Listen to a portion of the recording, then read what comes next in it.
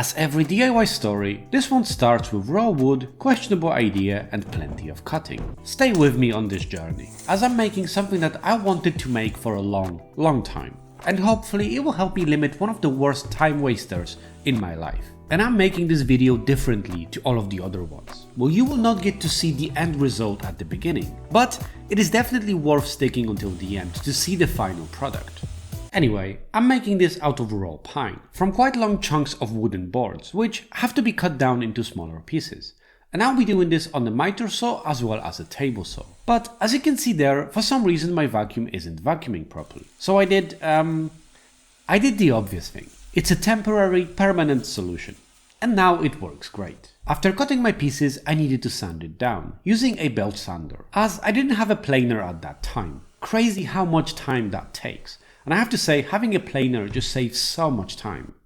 At this stage, I needed to add a hole for the wires to go through. There's a reason why the hole needs to be so big. I'll mention that later. Once all of my pieces were done, I cleaned the table saw with WD-40. Because I'm too cheap to buy anything better, and it does the job quite well. Here, I've started to make cuts for LED profiles. These were actually really simple to do. I suppose I could have done it all on a table saw. But since I have a chisel set, might as well feel like a real woodworker once in a while. To make sure that the LED profiles can go around the edges, I needed to make a small cut at the end of the boards. I've done this using a Japanese saw and a chisel set. Beautiful. To connect it all, I'll be using wooden dowels. As always, to be certain that it fits properly, I have to make sure that it's square 50 times before assembling anything, as this is by far the best time to do this. For extra grip, I'll be using Torx screws, as I realized that I'm far too impatient to actually glue things, and also I realized that I don't have anything long enough to properly hold this frame in place while the glue is drying, so that's one thing. Once it's all connected, and I've checked 50 times that it's square, it's time to take it to the living room. Here I've connected it to the drywall using a small 90-degree brackets, making sure that it is perfectly square before actually drilling it to the frame. Then, in a typical ironic fashion, I realized that it's actually not that square, so I needed to move it by a little bit. Next step was to make it one with the wall, at least visually. To do this, I'll be using acrylic paste, as it has several benefits over the silicone, which I do need in this case. To be specific, it can be sanded down and painted, which is exactly what I need.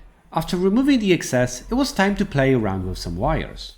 I've taken out the current lighting and needed to make room for a new one. But it will be connected in a different place than currently, so I need to move that wire somewhere else. And if you're wondering why I'm cutting into drywall using Stanley knife instead of anything else, well, for one, because I can, and for second, because I've already learned my lesson and realized that there is no such a thing as cleanly turning on angle grinder inside of your house. Even with a good vacuum, this stuff just gets everywhere. Literally. Anyway, once the wires are what they need to be, I've made sure to cover them up with mud and sanded them down. One of the beautiful things about this whole process is painting it afterwards, because that sure is satisfying. As you probably guessed, this is a frame for a TV, and because I do like to watch TV in the afternoon, I needed to install it before doing anything else.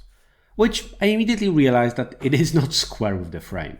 But only after adjusting it 5 times, it was finally correct, because nothing ever goes smoothly, and that's just part of the DIY process.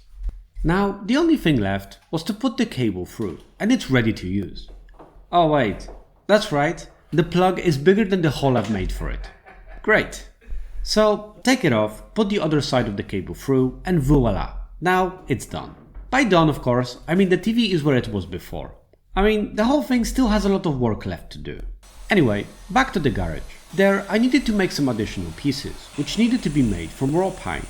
Specifically, some smaller pieces that would help the mechanism to work. That's right, it's not just a simple TV cover. And as always, I protected the raw wood with wooden impregnant to make sure that nothing will grow in it over time. Back to the living room.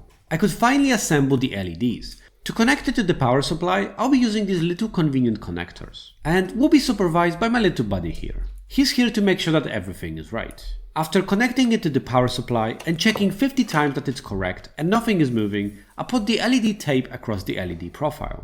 Which I didn't record, but I glued in an aluminium LED profile there. To cover it, I've used a semi-transparent cover, which I'll be honest, it was a pain in the ass to add. And I needed to be, let's just say a little creative at the edges. I know there are special connectors to do that, but I didn't buy them and was far too impatient to get it, especially as I would have to order it again and additionally pay for transport. Some heat and it will be fine. And did the same on the other side. And you can also see here how I was holding my camera the entire time. Good thing there are no mirrors in my living room, because I sure do look like a dumbass with the camera on my head. But it does beat buying a GoPro just for that.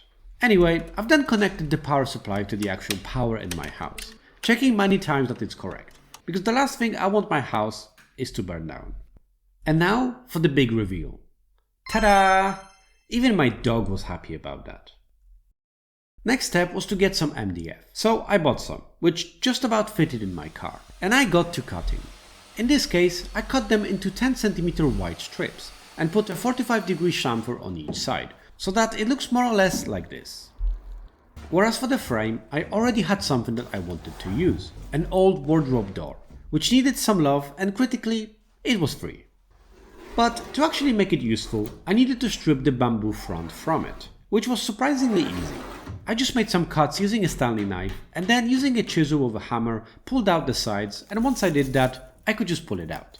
Easy. And as always, I managed to get a splinter in my finger, which for some reason I thought I'd be able to take out using pliers. Yeah, that was an act of desperation, for sure.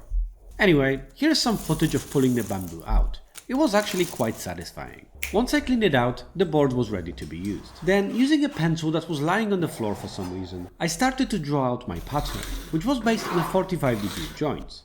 But because the backboard was thinner than the MDF at the front, sadly I needed to make my job 10 times more difficult and had to screw it from the back. Which did take some time, and quite a bit of screws to be honest with you.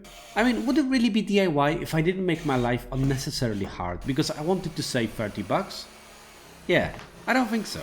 Anyway, the pattern changes on these fronts, which is why I'll be making a chamfer on a different edge this time. And I'll be connecting these perpendicular to the ones I installed before. And if you're curious how it will look like, well, here is a sample. Nice!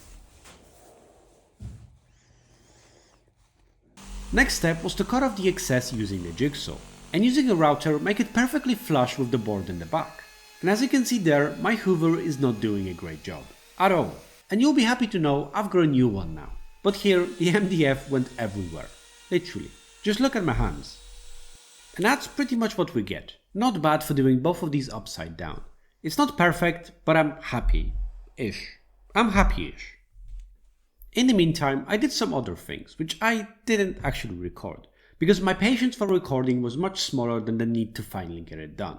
Anyway, I did these doors, this channel at the bottom, and that channel at the top. These will be used for the doors to slide in and out. In the garage, I needed to finish the doors, which needed just a lick of paint and a clear lacquer. I won't lie to you, due to the amount of chamfers, painting this whole thing took ages. And after connecting the hardware for the sliding doors, especially these wheels at the bottom and these plastic thingies at the top to make sure that it won't fall away from the wall, we could actually put it on. And we get this beauty, a beautiful TV cover with LED mood lights that discourages watching TV and encourages spending time together, talking, playing board games, anything other than aimlessly watching the big square. Which is exactly what I wanted to do. To change this entire room from being designed around the TV to encouraging talking, discussion and spending time together. There's of course still a lot of work to be done here. I need some chairs, a coffee table, maybe a big old rug in the middle. But this thing was critical to the whole idea. To visually hide the big screen. Which, it works quite well. Nice. And by the way, you can open these and have access to all of the cabling, which is kind of convenient. If you've enjoyed this video, make sure to watch another one, as I have plenty more.